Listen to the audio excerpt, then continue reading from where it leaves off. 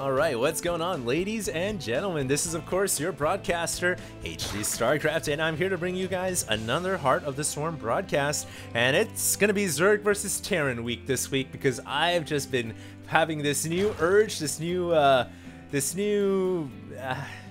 urge to cast more ZVTs, man. I love it. Zerg vs. Terran games are, I think, one of the most dynamic and fun matchups in StarCraft 2 and in Heart of the Swarm, and this game, I've been told, is pretty damn good. I'm excited to present to you guys the red Zerg player up here in the top left-hand corner, and his name is Clockwork, and I believe I've casted a few games of him before. He's pretty talented Zerg, didn't let me down the last time I did a few videos of him, so I'm looking forward to seeing how he plays because this guy is very, very good. We have Morrow playing Terran in the bottom right-hand corner, and Morrow's got a little bit of a little edge, if you will, in this matchup because he not only plays Terran, but he also plays Zerg. And he only actually switches into Terran when he plays against Zerg. So he's kind of like a random player, if you will. Not entirely random. He race switches, obviously, but he understands the Zerg race very, very well, and so this allows him to play against Zerg at a very high level. I'm looking forward to seeing what strategies he's got employed here in Heart of the Storm. This is actually my first game casting Morrow, and if you guys ever played that not unit, but the tournament, the micro tournament game where you have like multiple stages. It's a custom game, which is really cool. It kind of went out of favor, but I love it to death. It's got a whole bunch of like stages, and it's like a tournament. You micro, you get a different army composition. You can go all the way to the top, and then you get the EP present, which is like points or whatever. But it was actually made and designed by Morrow. Obviously, I don't think he designed it, but he definitely put in a lot of input in terms of the balance of the game. So he understands Zerg versus Terran very, very well, and I'm very excited to see how he plays against Clockwork here. Both of them were having a little bit of a conversation in the beginning. I'm actually not too sure what language that is, but I'm sure someone on YouTube will be able to go ahead and decipher that and put it in the comments below for you guys to understand. There is that spine crawl that ended up getting canceled. Apparently, Clockwork might have thought that a Reaper attack was coming, so he decided to make a crawler, but decided against that. Maybe he saw something in the middle of the field, but there are no Reapers on the way right now. In fact, it is just base Marines coming out of that barracks, and Morrow does have 2 refineries in the background, so pretty soon we're going to see that factory coming down, I'd imagine. And the way Terran works right now in StarCraft 2 HOTS is Terrans go barracks, factory, and if they want, from this point onwards, they can either go right into a starport to get a Banshee for harass, or they can just get a bunch of factories and go mech play, or they can stay with barracks and just make a bunch of bios. So they've kind of got different avenues. Obviously, the starport avenue isn't a long-term solution. It's just a starport for harassing Banshee, and then they fall back into either bio or mech. Or if you're cop, you go for both, which was kind of cool in that last game I casted with him and Damaga. But anyways, we'll see what happens in this game here. We do have a couple more queens coming out. Obviously, they're just there to transfuse, inject, poop, tumors, do whatever they do best. Home sweet home. And one of the actually, both of the geysers are not running right now for the Zerg player. He decided to stop mining after the speed upgrade. And so he did get 2. He rushed the speed out pretty quickly here, but no gas is mining for the layer as of now. He's just droning up and preparing himself, as we do have a queen trying to use her antennae to whip that rock into shape. Now a couple of Zerglings joining the fray as well. And the reason you guys might be wondering, why did players do that? It's just to free up building space so they can go ahead and build stuff here if they need to. Doesn't really come into play for Zerg, but for Terrans, it can be pretty useful if you need to like wall off the supply depot at the bottom. And it gives your units a little bit of target practice in the beginning of the game, which doesn't hurt. It does look like we have a Widow Mine here coming out, and it is actually gonna not even attack. The Zerglings are not even gonna attack. The Zerglings are just gonna try to go right by the bunker. Now, this is where that supply depot needs to go up. Oh, that was close. And look at all the blood remaining on the floor here from those Zerglings that just went right by the gauntlet, and they really did not get anything done. They killed one worker, which isn't really effective at all, and the Hellion escorts the Widow Mine all the way into position at the base of the ramp of the Zerg players. So yes, there is a mine ready to detonate down on the bottom ground here, and we will see what Clockwork does about that. Obviously, it's not a huge threat, but I mean, when mines get in front before the creep tumors, and this is the problem, because if a Zerg player lets this happen, then the mines basically shut down the spreading of tumors, and that is why Blizzard actually made it so you can build spores now right away from the spawning pool, because before, if a Widow Mine ran into your base, you were just dead. But you can see here now we do have some spines and spores coming up, so that should be able to push the Widow Mines away. But of course, there are a lot of troops at the front door as well. So if Morrow can hold on here with he's made a Banshee too. Wow. So if he can hold on here, then the spines and spores will get shut down. If the spines and spores are shut down, then guess what? The Zerg player will not be able to spread his creep tumors down, and in turn, he won't be able to secure this hatchery.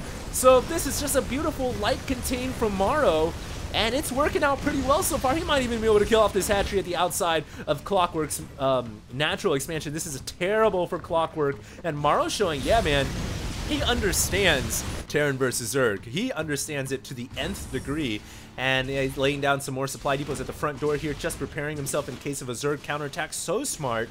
And meanwhile, will Clockwork be able to get out here, because these mines are just going to prove to be the death of him? We can see the Hellions coming in, and they say no to the creep tumors, no to cancer, and the Banshee kills off the hatchery at the outside of the outskirts of the Zerg expansion and the Zerg base. So terrible loss here for Clockwork, and now Morrow can just say, all right, you know what? I'll just bring up the scoreboard, by the way, guys. But if Morrow can just say, all right, you know what? Mission accomplished. I don't really need to stay around anymore. I did what I came to do, which was shut down your hatchery, and now I'm about to have my third base pretty soon. And once I get my third, you know, I'll let you get your third too, but you're going to be a massive step behind. In fact, 67 under 92, a very big step behind her. Now finally we have mobile detection coming out from Clockwork, who finishes up his lair, and he kills off the Widow Mines. And I would have got to imagine right now Clockwork's got to be thinking, I got to go all in to win this game, because when you lose that much in the beginning as a Zerg, it is so hard to macro back into the game. I feel like it is damn near impossible to do. Look at this, man. We have a this is very cool. I never realized that this actually happens when an Overlord poops on a command center. Must be some new animations Blizzard put in, but that is a haunted Halloween command center right there, man. You definitely go there and you get some tricks, or you get a treat. But these Zerglings here are actually going to run around, and they will find their way into the CC and try to, I guess, harass the SCVs that are mining there, and they'll be able to do a little bit of damage. Meanwhile, some Zerglings actually running into the natural expansion, but not too many SCVs killed. Only 3, which is a minimal amount, and I think while some SCVs were close to dying, that's okay for Morrow. He'll trade 3 SCV deaths for a pack of Zerglings, and really he's not going to care too much about that. What he's thinking right now is, damn, I'm pretty far ahead. I've got a 3rd base already mining, I've got a 4th base coming up, and I've got a 5th base that is going to start mining pretty soon. So Morrow is effectively on 5 bases right now, and the Zerg isn't even on the 3rd hatchery yet. So I almost feel like if Clockwork doesn't get something done in the next few minutes, he's just going to be so far behind this game. I don't know how in the world he's going to win. I don't even know if it's possible. So, you know, usually I try as a commentator not to make things lopsided like that, not to say it's over, but this is looking really bad for Clockwork. Now he comes in with the Meatless. This could be the lucky break. He's got to be careful with the mine. He's got to target the mine down first. Before it burrows down, he gets it, and that's because the mine can't burrow quickly enough with a 3-second delay without drilling claws. And now the Vikings coming out. These Metas have to take out the Vikings. If they take out the Vikings, but the Vikings are pulling back to the mines, the Metas have to be careful. It looks like that ended up going pretty badly for Clockwork. He lost some of his Mutalisks, not what he wanted to do, but the Mutalisks, the main core of them, are still alive and trying to dig himself out of the ditch he's in right now by using these Mutalisks. And if he can kill off more SCVs, that's obviously going to help. He's killed off 15 already, but at this point, I think the jig is up, because He's revealed the Mutalisks, and now Morrow is just going to make a bunch of turrets. He's going to make a bunch of Widow Mines, plant them around the place, and I don't see those Mutalisks doing much more damage. And really, while Morrow lost some SCVs, look at the mules that have come down to replenish the income deficiency. Now he's making double the money that the Zerg player is making, and obviously Morrow set up some missile turrets down south because he knows the Mutalisks are a threat. I don't see these Mutalisks really doing much else anymore. Was a valiant attempt by Clockwork. He did narrow the gap a little bit, but it's still a big deficit for him to overcome. Will he be able to find it within himself to figure out a way to get back fully in this game? Because right now he's down about 30 supply. He's still at layer tech. He needs to get up to hatchery. He needs to get multiple bases running, and he knows that that Morrow is on 5 bases. So that's like the worst thing of all, knowing that, you know, he's down by basically 2 bases right now. So he needs to get more hatcheries going and find some way to get things working for him.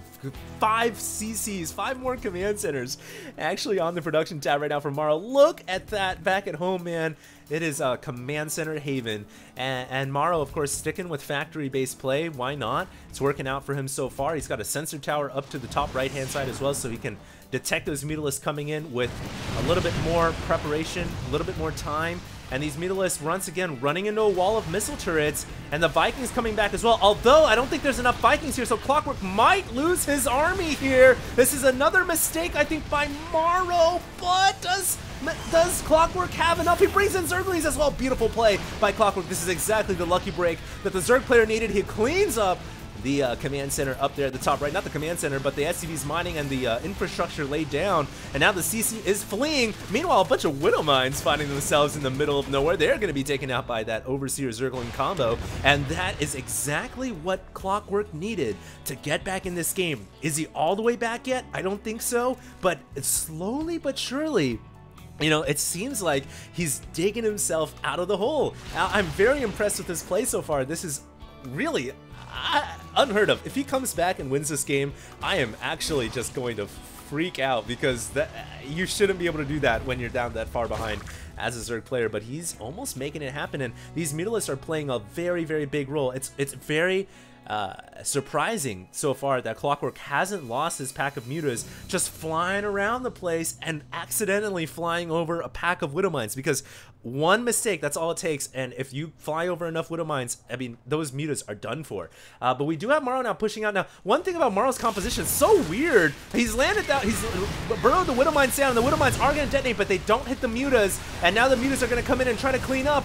And the composition from Morrow, it's a little weird, very starport based. I don't know if that is going to get the job done. And Clockwork is going to be able to clean up this army. The Widow Mines once again burning down. Oh! And we're not able to take out the mines in time, so the Widow Mines do kill off the Zerg ground troops. But I almost feel like one reason why Clockwork is, I mean, not to take anything away from Clockwork, but I definitely feel like one reason why Clockwork is kind of pulling back in is because Morrow is kind of going with a weird army composition. He hasn't really decided on bio or mech. He's kind of going with Starport, Banshee, Viking, and a little bit of mech, so it's not really the sturdiest of armies, and that is allowing this Muta Zergling composition, old school Brood Wars style, to just wreak havoc across the Terran land. And Morrow is going to lose another command center. Units lost, resources lost right now, very close. I definitely feel like Clockwork is back in this game. SCDs and Meals now trying to run away. Now, does Morrow know something that we don't? I mean, is this... He's actually going down to steal one of the bases from the Zerg player, interestingly enough, down at the 6 o'clock, or 7 o'clock, I should say. But does Morrow know something about this composition that we don't? Because I haven't seen this work yet. It's like a Widow Mine Viking tank army with Banshees. Is this the answer to defeating Zerg? Because I was saying at the beginning of this game, man, Morrow knows best in TVZ. So far, I don't feel like the composition is working out too well, but it might come down to these Widow Mines, the Widow Mines against these Mutalisks. If the Widow Mines can land a huge hit, then the entire Zerg army, I mean, it's so fragile, it will go down almost instantly, just like how that command center just went down. So I don't know, we'll see. Of course, there are mines placed sporadically across the map. There we go, once again, hitting its mark, and every time it does a lot of damage. But the Mutalisks, they do regenerate pretty quickly, so they can shake it off. And now look again, once again, Clockwork taking out Terran infrastructure, killing off missile turrets, and he's going to try to prevent the Terran player, obviously, prevent Morrow from establishing another command center. He's got to be careful about flying over these missile turrets and Widow Mines, though, and the Mutas are taking a very significant amount of damage, and that is going to be it for those Mutas.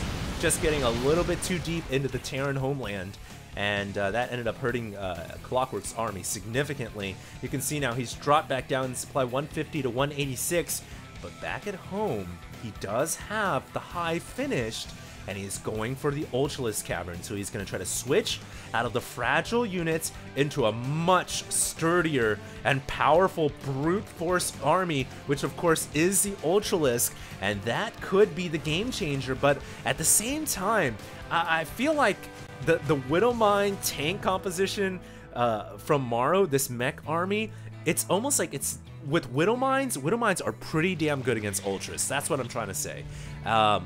I don't know if Ultras are the answer. I think maybe Broodlords would be a lot better, but we'll have to see. Oh god, goodbye Mutas. No, they just barely did not run over those Widow Mines. And of course, you have to remember that Clockwork does not see mines. You can't see them because they're burrowed underground. But all Clockwork has to do is run away and let them regenerate HP, and he can take a couple of hits here or there. It doesn't hurt all that bad, but ouch, man. Every time those mines land, they do. Oh wow, that mine did not hit the Mutapack. They ended up hitting the Zergling. Beautiful plays here. If you guys were noticing what Clockwork was doing, it was sending a stray Zergling down on the ground to see where the mines were, and then he was flying the Mutalisks over where the Zergling had cleared a path for the Mutas. So that was so smart and intelligent by Clockwork, because he knows the Mutalisks right now are the only thing that's really keeping him in this game. Now, of course, he realizes that Morrow is gonna steal one of his expansions, and that is, I mean, he can't let that go down. No way, Jose. He's got to break that expansion right now. He's got to commit to taking it down, and he's got a lot of forces here. Now, of course, I would love to see him send, you know, a few stray Zerglings here or there to try to take out those mines, or at least proc the mines and their Sentinel missiles before he runs in. So we'll see if he does that. It looks like he's just gonna go for it, man, with everything he's got. Why not? It's not gonna be too cost effective. He's gonna lose a lot of Zerglings, but he will get the job done. And as long as he doesn't lose too many Mutas, he should be okay. A lot of Mutas taking damage, but most of them staying alive there. And that planetary or command center stopped in its tracks, and a critical change in momentum right there for not a change in momentum, but a stop in the momentum for Morrow. Because if you let the Terran get that expansion, you let him steal it, you can bet all the mules are going to be mining here, and those minerals are not going to last very long. So absolutely critical stop right there by Clockwork. Beautiful play, and this game just got a hell of a lot closer. If it wasn't close before, it is really close right now. Will Clockwork be able to take out these stores? Oh yeah, those stores have nowhere to run to. They are going to actually go up to the high ground, and these Ultras and Mutas, actually most of the Mutas here are taking a lot of damage because there's so many Vikings in the skies now, but there's nothing to stop these Ultras except the Widow Mines that have been, you know, randomly placed all over the place. Now, it's really going to come down to the minefield being able to halt the Ultras in their tracks, because without any mines, these Ultras are just going to cleave through the Terran buildings, and it looks like this planetary fortress is taking quite a bit of damage. It is going to go down. Meanwhile, in the bottom left-hand corner of, I don't know what is going on over here, a few Mutas and a couple of Widow Mines planning down. Morrow really has his eyes set on taking that expansion away from the Zerg player. But meanwhile, he's got to worry about his 12 o'clock expansion. That Ultra's just roaming around the place. Will be able to take out the tank very quickly and easily. These SCVs, man, they gotta be careful. And down in the bottom left-hand corner, what is going on? It looks like, it almost seems like Clockwork's rendezvous point for some of his troops are set down there. So I guess he realizes, yeah, there is a command center about to land over here. No, he's just going to attack into the command centers in the middle and take them down. Why not? They're just kind of sitting there nice and exposed, and he will be able to crush through, but that's a lot of mines. Once again, just the minefield being placed all over the place, and the Ultras have taken so much damage. They are so weak right now. A lot of them in the red. I don't know how long they're going to be able to survive for. The mines continuing to just pound them. Each time the Sentinel missile lands, the Ultra loses a massive chunk of its HP. You can see 125 damage to the primary Ultralisk, and then 45 splash around is no joke. you know, it only takes 4 Widow Mines and an Ultralisk will die, so it's a very cost-effective way of keeping these Ultralisks at bay. Beautiful play right now from Morrow. But Clockwork, I mean, is he out of it? Is he done for? He's got to stop this. Oh, that's exactly what he cannot allow to happen. And he's got to send these Cracklings on those Mules, because the Mules are now going to start to steal money away. Thankfully, the Cracklings get the job done. They shut down the Mules, but the Vikings are now pushing in through the middle of the map. And I don't know if Clockwork has anything to stop this, but a couple of Queens, he's going to lose some Overlords here. Hasn't put him under supply yet. He's actually at 160 to under 195, but the thing that concerns me the most for Clockwork right now is his bank is not very high, and really, you know, he hasn't done any damage at all to the heart of the Terran base. All the way back home, man, this is all unscathed. And that obviously doesn't bode well for the Zerg player. He's, you know, running Ultralisks around left and right, and he's just, look at the minefield. How many Widow Mines are on the map right now? Okay. 40 Widow Mines? Are you kidding me? There are 40 Widow Mines for Morrow across the map. Look at some of these mines, man. One of them was a sergeant. That is, one is a captain with 17 kills. That is ridiculous. And once again, the mines are coming in to kill the Zerg army. And I've got to say this. I think to stop Widow Mines, Ultralisks are not the answer. They take too much damage from the Sentinel missiles that come out of the Widow Mines. I think the answer to stopping Widow Mines is Brood Lords. You need Brood Lords to stop it. And he says, what is going on right now? He doesn't have an answer to stop this type of composition.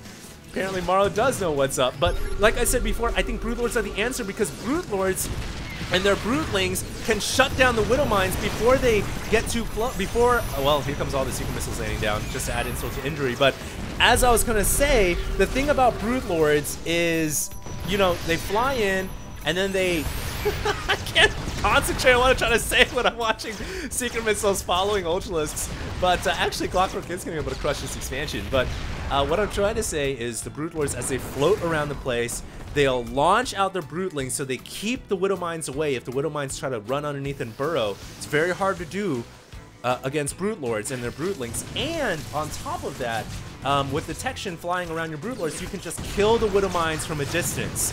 So I think that's the way to stop it.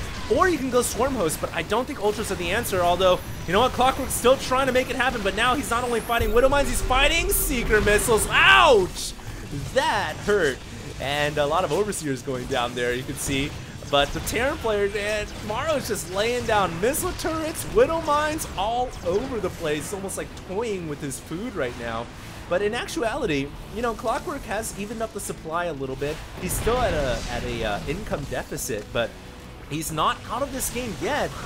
He really needs a way to, oh wow, now just look at the Raven fleet, man, really building up. He really needs a way to stop the Ravens and keep the Widow Mines away, and I really feel like he needs to get, well, he's actually going for Hydras, which isn't a bad idea. Look at all these Hydras coming out right now. Hydras can actually change the way of this game works drastically, but he needs to get Hydra upgrades. My goodness, this army is completely over a field of Widow Mines. He needs detection right now. Doesn't have any detection nearby. He could take a lot of damage. Now going to try to blow through the missile the auto turrets on the ground, but as I was saying before, the Hydras need the range upgrade and they need the speed upgrade right now. They're kind of worthless without it, but he is just kind of sticking with Ultra Hydra. He is going to be able to take out the siege tanks here at the Zelnaga Tower. But wow, this game is just ridiculous. And finally, we had the Drilling Claws upgrade. You would imagine with Morrow having, you know, 32, 40 odd some Widow Mines on the field, he would have gotten this upgrade a long, long time ago. But he actually forgot to get it, I suppose. Now he's finally getting it. Look at this Ultra army now trying to pound through the Widow Mine field. It looks like the mines are on a little bit of a cooldown right now. Some of them were able to detonate. Oh god, this just hurts too much to watch. These mines are about to detonate one more time, and he needs to bring Overseers here, or else he's gonna take more damage. Oh my god, it looks like he's gonna, oh no, oh good, this gracious, this is just terrible to watch. Clockwork is like throwing away money right now, and Morrow is just sitting back laughing because he knows that the mines, they don't cost that much. The Sentinel missiles are basically free, and the Zerg is just struggling to get some type of an army on the ground. And look how many Overseers have to come out now. And the problem is, you get all these Overseers on the field, and as soon as they bunch up, the Seeker Missiles take them out, or the Widow Mines take them out, or the Vikings take them out. So the Overseers have become the new hot commodity here for the Zerg player. In order to sweep out these minefields and play Minesweeper, he needs the Overseers to stay alive, and that's kind of hard. So yeah, there we go. Kind of a weird game at that, but hey, Clockwork now really switching into a heavy Hydralisk army, and he finally gets a speed upgrade done. So the Hydras are a lot faster with the speed upgrade, obviously. But we do have, look at this tank line pushing in with auto turrets, gonna try to take out this hatchery. Looking at the supply count and the income count, once again, Morrow is really far ahead right now. But in terms of actual army, man, I don't know, because the army for Morrow, it's not like he has a bone-crushing army. He's just got 9 siege tanks. Most of his army is actually invested into Ravens and Widow Mines. Can that actually end the game against a Zerg player? Right now, it can't actually kill buildings all that effectively, but it is almost like a game of an endurance race, really. Can the Zerg outlast the minefield? That's what we're watching right now. And so far, I gotta say, I don't think he's really outlasting it all that well. The auto turret's kind of the extra sugar on top, if you will. But yeah, Clockwork, look at the comm stats continually going down. It's like, I see you, but you don't see me because you have no Overseers. So yeah, these Hydras once again running, and Ultras Hydras running into a field. Oh god, those Hydras just taking a brutal beating and pounding from the siege tanks as well. Overseers trying to come in, but they get sniped off.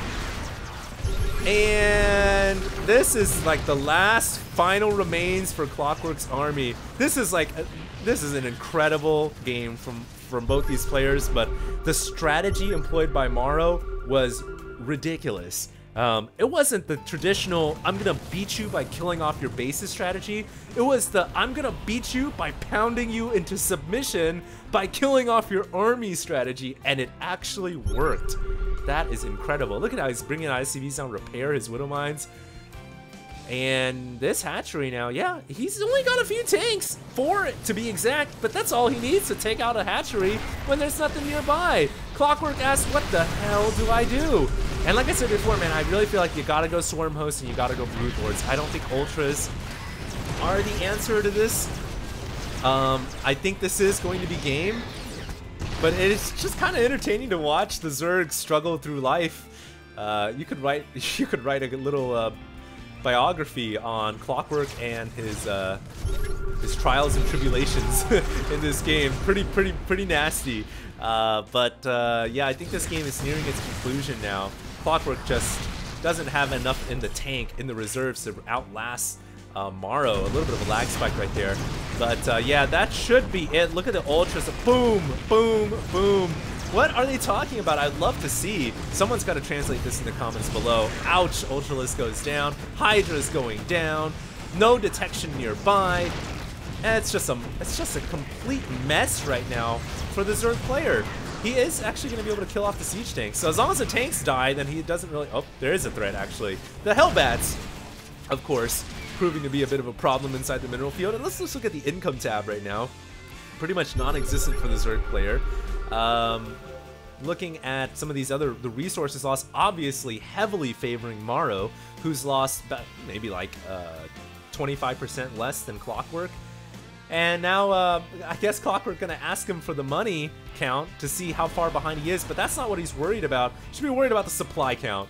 And actually, yeah, he is worried about the money too, because he doesn't really have that much money and gas left over. So GG.